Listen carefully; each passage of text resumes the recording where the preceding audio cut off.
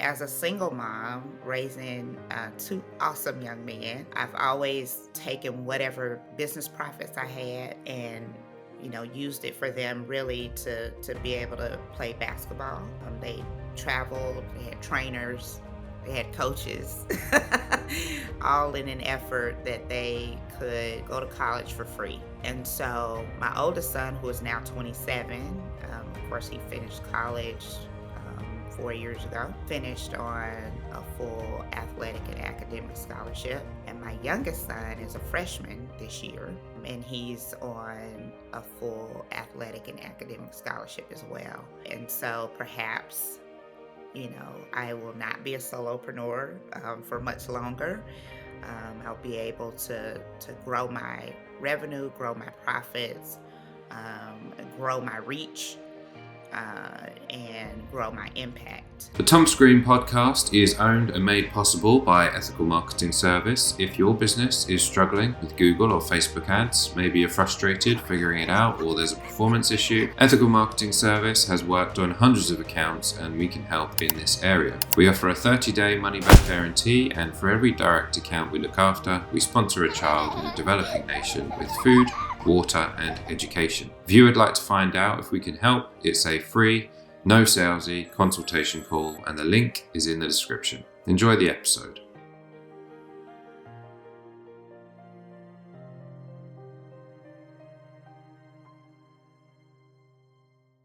Thomas Green here with Ethical Marketing Service. On the episode today, we have Andrea White. Andrea, welcome. Good morning. Thank you. You're very welcome. Would you like to take a moment and tell the audience a bit about yourself and what you do? Yes. So my name is Andrea White, and I am the CEO of Elite Business Coaching, where I'm super obsessed with helping solopreneurs to have. We mainly work on traffic, leads, and sales, which are those high impact goals that really make a difference in your business. And we focus on making sure that solopreneurs are able to save time, money, and effort. And because I've been a solopreneur for almost 17 years this summer, I'm also able to help my clients to avoid a lot of pitfalls, detours, and dead ends because I've been pretty successful for almost 17 years. Well, congratulations on that. Anyone who's in business that long, they're doing something right, so well done. Regarding topics, of all the things that I could ask you about, what would you say that your passion is in relation to having a conversation? This is probably cliche, and but I really enjoy helping people, helping my clients. I enjoy helping people to realize their dream, their vision, to reach their goals, to make money, um, to be able to help their families. To really be a part of that is um, something that is really hard to even explain. When you see people start one way in terms of their attitude or their mindset or even the belief in themselves, and then you go through working with them over a period of time, and you can see confidence, you can see once you have a little bit of confidence, you take action, that action works, your confidence grows. And so just to be a part of someone's vision and dream becoming a reality is um, something I don't ever want to not have in my life. It's nice. Just to qualify, you said about realizing dreams. Is that when you first work with people, is that you help them determine what that is, or that you're helping progress to something they're already trying to achieve? Most of my clients already have an idea of what type of business they want to start, and or they are in the early mid stages, and so they want to grow. So most of the time they already have an idea of what it is they would like to do, what business it is that they would like to start. And when someone comes to you, what does that, a typical inquiry, if you like, what does that tend to look like?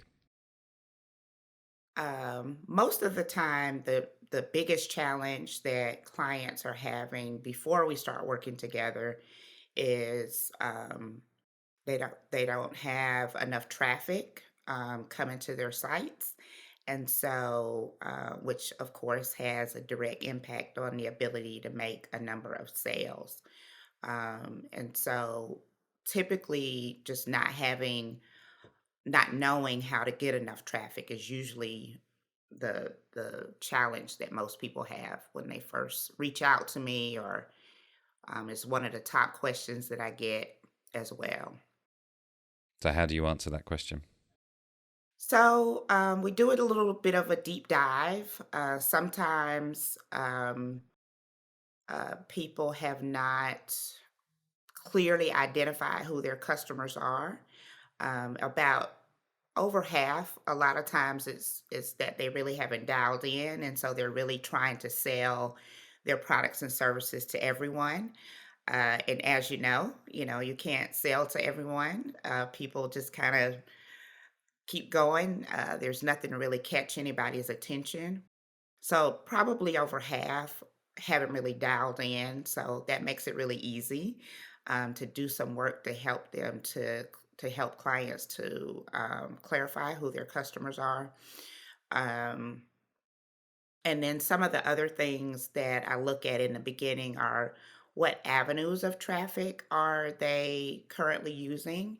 And a lot of times, of course, people are relying on social media primarily and are not um, thinking about how to use relationships, partnerships, and collaborations, how to use, search as a traffic option, or even how to use paid advertising as a traffic option as well. A lot of times there's a huge myth that to use paid advertising, it has to be really expensive. And so when you don't have a large budget, you still can use paid traffic. You just have to know that it may take a little bit longer, but it certainly can work.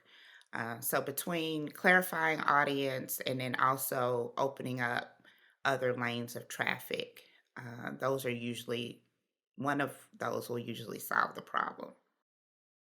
So, if someone was, let's say, a solopreneur, or if they were in business, they haven't gone through that exercise of determining who is their typical customer, what do you say to them in order to get them to go through that exercise? And how would you typically help someone? So if they've already been in business for a period of time, I ask them if they know any information about their current audience, if they've had any customers. So, what's sort of a profile of, your previous customers up to this point, to see if there are any trends there. If there aren't any trends to look at from previous customer buying, then we just start from the beginning in terms of um, what challenges are you serving, are you solving, um, and what problems are you solving? Who has those problems, and why do they have those problems? And then we also talk about one of my favorite things to do is to actually look at books related to the person's product or service. A lot of my clients are service based, to look at books on Amazon that are related to the particular service that they are looking to provide. And then we look at book reviews. And in those book reviews, very often people write book reviews and they may say how much this book really helped them. I had A, B, C, and D problems. And this book really helped me to be able to address my ABCD problems.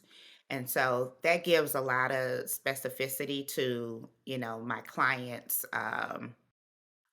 problems that they're looking to solve, and it helps them to have some tangible, real world examples of the things that people are going through, the problems they're having, and you can even get a glimpse into, of course, what type of solutions are offered in the books, and to see if there are any opportunities for my client to use some of those solutions in the books as well. So we look at past customer experience, we talk about challenges and problems that they solve. And then we try to do some real world data as well to dial in on, what could eventually be their ideal customer. There's a lot of other things that we look at as well in terms of, books, people, that they're following on social media. So your typical sort of avatar type of exercises. And for those that are willing to go through the exercise and do it properly, what's the benefit to them of doing that? So it helps with messaging, number one. And so if you aren't able to put out a really clear message, it makes it difficult for people to identify that you are talking with them or talking to them, I should say. And so it helps with messaging. It helps with um, one of the things that we work on when we are getting into sales copy is creating. Hooks or creating curiosity, like in your email subject lines, when your captions of social media. So it helps you to be able to create really good hooks, really good captions to grab people's attention. Um, Also having clarity around your ideal customer. It also helps you to use proper imaging. Um, so if you're posting on social media, if you're using paid advertisement, people are likely to stop the scroll if they see something that resonates with them. It is a reflection of them. That's the word I'm looking for.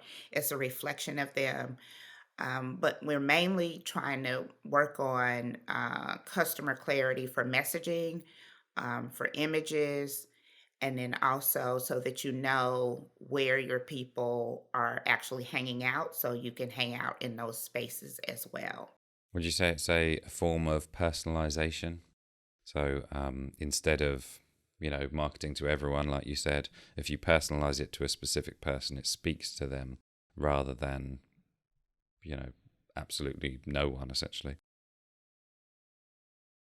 Absolutely. And so, uh, one of the things that it's really important for my clients to understand is, um, especially as a solopreneur, I think the advantage and sometimes disadvantage that we have is that in this day, time, and climate, people really want to do business with other people, and so if you can show up in a way that where people feel like they can connect with you and be in relationship with you as well as a customer of yours, then you're likely to have a customer for life. Any thoughts on that topic about retaining customers for extended periods of time? Yes, we actually work on that as well in terms of making sure that you have opportunities for people to actually be repeat customers, as well as your customers are really excited to refer other people to you. So when we talk about repeat customers, we're talking about our hot audience. And so, um, one of the things that's really important for business owners to do is to have a plan to take care of your current customers, and so that starts from the point that someone decides to purchase from you, and so you want to make sure that that purchasing experience is seamless, it's quick, it's efficient. We're all competing with Amazon that has one click shopping. And so many of us don't have one-click shopping, but you still want to make sure that that shopping experience is as quick and efficient as possible, that your automations are working if that's applicable. And so from the moment that a person decides to buy, they are a customer. And so you want to make sure that everything along the way um, uh, helps them to make the decision to be a customer again. So you start there, and then once they, you know, perhaps if they have a product, a physical product, you want to make sure that that shipping experience is as good as you can make it with what you can control. They have a really good unboxing experience. So that's the packaging, thank you notes, things of that nature, maybe a sample of the next kind of product inside of that box, that unboxing experience. If you have the ability to provide some type of follow up, to ask people, you know, how is the product, how is the service, all of those things help create relationship. And when people have relationship, they're more likely, if you make it a good relationship, a healthy relationship, people are, you know, more likely to want to shop from you again or, you know, use your services again. And they're more likely to tell other people. So that's one part of that equation in terms of making, you know, building in strategies for repeat customers. And then the other part of that equation is making sure that you have something for people to choose. You know, what's the next best thing that they can come back to you for? And so if you make that first buying experience really well, really good, then they're likely to sort of follow you through your, you know, your product line or your service line. Thank you for the answer. Regarding your career, your 17-year career, um, at what point would you have you always been doing the same thing, by the way, or to some degree the same thing? I have not. I have changed as I have needed to change. I have or pivot, if people like to say pivot, as I have needed to change, as well as I've changed um, as my knowledge base grew as well. So, how long have you been coaching solopreneurs? So this iteration is just a little over what years is 2022? So since 2019. Prior to that, and even in tandem with my solopreneur coaching, I do have B2B clients as well.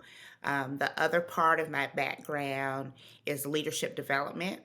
And so I do have corporate clients as well, where I help either build leadership development programs for them and or I, you know, lead cohorts through some leadership development curriculum. So that's one part of my business that has never changed. I've always done that. And then from a business to consumer side, I have a long term public health experience. And so I actually started out in public health consulting, which a lot of times includes solopreneurs as well, wanting to, um, you know, have a public health consulting company or to be a trainer, things of that nature. So, in some shape, form, or fashion, I guess I really have been working with solopreneurs. Now that I say that out loud, for you know, Doing over all a sorts of decade. things, lots of Um, different skill sets. But yes, the reason for the yes, question was yes. I wanted to ask how you'd implemented some of these things that you're talking about into your own business and maybe some examples of that. So, does anything spring to mind? Yes. Probably what we just talked about in terms of repeat customers. You know, I want to make sure that I have services that can follow people along their solopreneurship journey. So I have entry level products and services. I have, mid-tier, products and services based on where people are in terms of profits and budget. And then, for those solopreneurs that are ready for significant growth, I have a top tier service as well. So I do a lot of work to really retain my clients as well as encourage them to refer other people to me. So that does work really well. I'm also pretty big on messaging. And so those content topics where we talk about messaging, we talk about creating captions and hooks and really getting people's attention. Those are things that I not only teach, but those are things that I also conduct in my So own for those business. that haven't heard the term or don't know what it is, from a marketing perspective, how do you define a hook? And what does that mean? So, a hook is a way to really hook somebody's attention, whether it is if you are doing a social media reel or social media post, or if you're going live and you're needing to put a title in for what your live topic is, or even if you're naming a particular product. You want to create curiosity so that people, if you can do it really well. Hope you don't put me on the spot. If you can do it really well, then the hook is going to speak directly to your ideal customer. It's going to cause them to stop the scroll and want to read more, or want to come, participate in the live, or to click that little see more where it expands and you can see more of the caption, or to watch the reel. So, a really good hook is going to stop the scroll and get people to read more, whether it's your social media post, your paid advertisement, attend your live or watch your YouTube video, Thank you for the etc. answer. I guess the only thing I'd add, I'm not going to say, okay, let's give us a good example, Andrea. What I would say is that there's a proper way of doing it, which is the a genuine way of getting someone's attention who's a good prospect for you. And then there's the new term, which is essentially clickbait, which is here's something that you might like, and when you actually click, it's actually nothing to do with that. So, any thoughts that spring to mind there?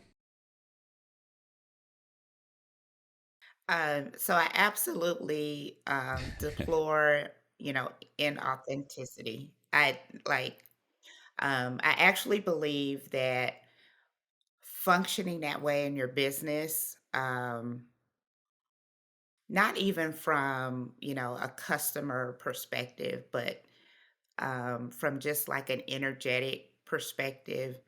I think when you put your business together and you lead your business with things that are inauthentic, um, I think you're going to have a really hard time in business. And so I think at the end of the day, it's important to be able to be honest, truthful, excited, passionate about your business. And when you have those things going for you, I think, in my opinion, I think it's hard to lead with things that are half truths or things that are not true at all.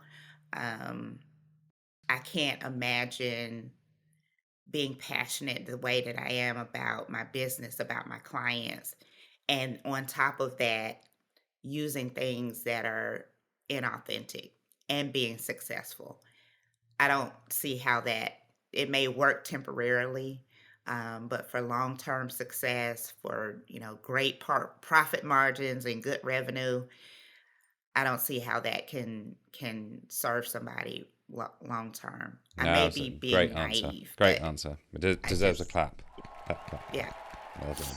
It's an applause. Oh, I'll You take it. mentioned leadership, and you said that you've got leadership development in your experience.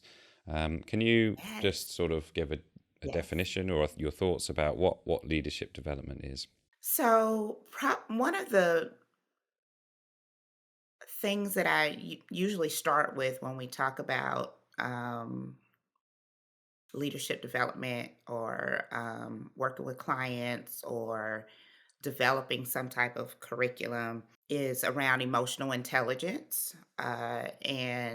Emotional intelligence means that you are attuned to your own thoughts, projections, presence, attitude, etc.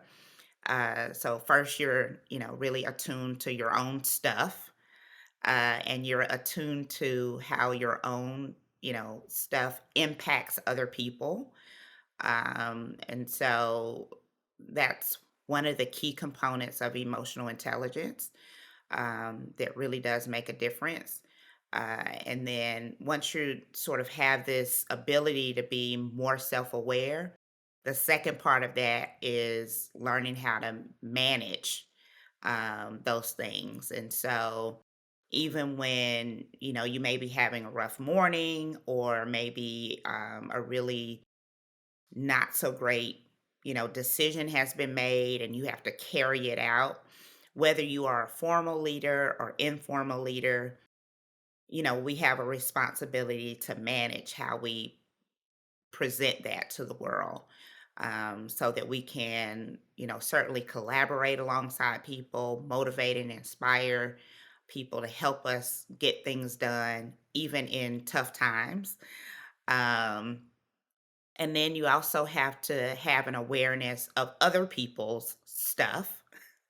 Especially as a leader, you want to make sure, have somebody come into the office, whether that's virtual or in person, and they seem a little bit different. Like you want to be intentionally paying attention to your colleagues, to your direct reports if you're in a formal leadership position, and checking on people, asking questions. Those types of things make a difference in how people show up, in the quality of work that they provide, as well as in relationship. So, emotional intelligence for me is key. And, as we work on developing our emotional intelligence, our work products get better, our relationships get better, perhaps, and then that can all have an impact on our bottom Any line. misconceptions about emotional intelligence that you're aware of? Yes. Usually people hear the word emotion, emotion, and think that first they think it's woo woo, and they also think that it has to do with, um, being in touch with your ability to. Um, the only word that I can think of right now is to cry. For some reason, thinking about emotions and your ability to cry or not cry, or to be soft, especially from a traditional a male perspective. Um, for a lot of men, that is something that is challenging for them, and to feel like that there's no place for emotion in the workplace, especially. And so when we start to talk about emotional intelligence, that's usually the first kind of myth we have to break down. Like, we're not talking about being emotional, quote unquote, in the workplace. And so it's important to kind It's an of start interesting one there based because on the audience. it presupposes that it sort of reduces emotions down to like a handful, maybe less than a Yeah. handful, when there are actually dozens of different Yeah. emotions that you could feel. And to think that Hmm. human beings are Yes. not emotional is a bit, strikes me as a bit naive. Yeah. And I think there's, you know, I think from a social perspective, um, for some people, they allow what's going around, of course, on social media or in media in general, or even in our families, really, how we learn about what emotions are, and the role that they play in our lives. And too often people get only half of the story about emotions and the role that they play in our lives, whether that's personal or professional, and that's What is unfortunate. that half, and what's the other half? Mhm. So I think part of it is when we, talk about and think about emotions. Half of the story is, um, to be emotional or to show emotions. Like for many people, um, that doesn't mean to smile. That doesn't mean to be joyful. When you say the word, to be emotional, people may, typically think about outbursts, crying. Um, if you think about what it may mean to overreact, loud, etc. But you don't think about to be emotional means to be perhaps sorrowful if something sad happens, to be joyful if something, really great happened, to be surprised. Those are emotions as well. And then I think from depending upon your upbringing and depending upon um, your circle, uh, sometimes there's a box that people want you to stay within as well. Like you can only be this emotion 90%, 95% of the time. And if you step outside of that box, then to be in our circle means that there's something wrong with you or you're too different to be in our circle, whether that's family, personal, friends, Thank you for at that. work, etc. Um, can I ask what your goals are? My goals this year moving forward, I have always used my business up until this point um, to supplement my income. I've had my business part time. I've had my business full time, depending upon what was going on. Um, but as a single mom raising two awesome young men, I've always really taken whatever business profits I had and used it for them really to be able to play basketball. They traveled to play basketball. They had trainers, they had coaches, um, all in an effort that they could um, go to college for free. And so my oldest son, who is now 27, of course, he finished college 4 years ago, finished on a full athletic and academic scholarship, and is now, having a great career at Fidelity. And my youngest son is a freshman this year, and he's on a full athletic and academic scholarship as well. And so now that I don't necessarily have to take my profits and buy lots of airplane tickets and lots of hotels and lots of trainers and coaches, I really can um, grow my business. And so perhaps, I will not be a solopreneur for much longer. I'll be able to grow my revenue, grow my profits, grow my reach, and grow my impact, and so that I'm able to help more people, uh, and that's as clients and customers, and also through giving, Well, being able to give congratulations more to as you. well. Virtual high five for being a great mum. Is there anything I should have asked you about today? I don't think so. I love this conversation. And can I just like pat myself on the back? I did this There you go. interview without any coffee. And it's 7 a.m. over here. So, and I love coffee. So, I feel like I did okay. I feel like I did a really good job. I love this conversation. I love your questions. They cause me to think, and I love that.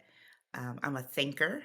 And so anytime I get to think through things and it's not on autopilot, I appreciate No, that. I think you did So I great. appreciate this If you want conversation this another morning. another thoughtful one, um, would you say that you're successful? Yes, absolutely. Um, when I think about why I started my business, and what I just shared with you, um, my business, being in business, did exactly what I wanted it to do, in terms of being able to support my sons through to their goals. And now I am going to shift um, the goals for my business for an even bigger purpose. And so I have confidence that, because I have success in the past, so I feel pretty confident about more success coming in the Oh, future well done. It as reminds well. me of a definition I like to Yes. use for success, which is the pursuit of a worthy ideal. And your worthy ideal was to, get your sons the scholarship to go to college, and you pursued that and you achieved it. And what other definition would you use other than that for success? So well done for being a successful individual, Andrea. For people that want to connect, where do they find you? So I am at Elite Coach Andrea across all social media platforms. I primarily use Facebook and Instagram. I'm new to TikTok. And I hope one of my goals is to grow my YouTube channel this year as well. But you can even, Google at Elite Coach Andrea on YouTube, and my budding channel will be there. But across all platforms at Elite Coach Andrea. Okay, well, for everyone listening, please review the links in the description. And Andrea, thank you for being a great guest.